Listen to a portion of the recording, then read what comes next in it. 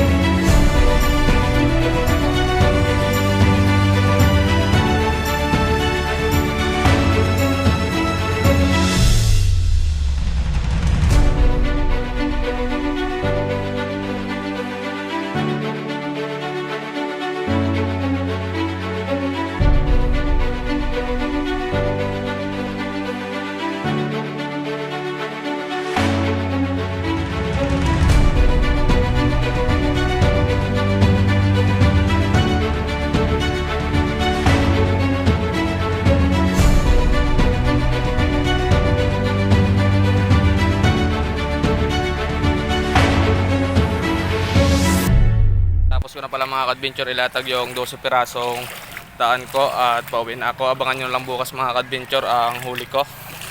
Kaya hanggang dito na lang muna mga ka-adventure.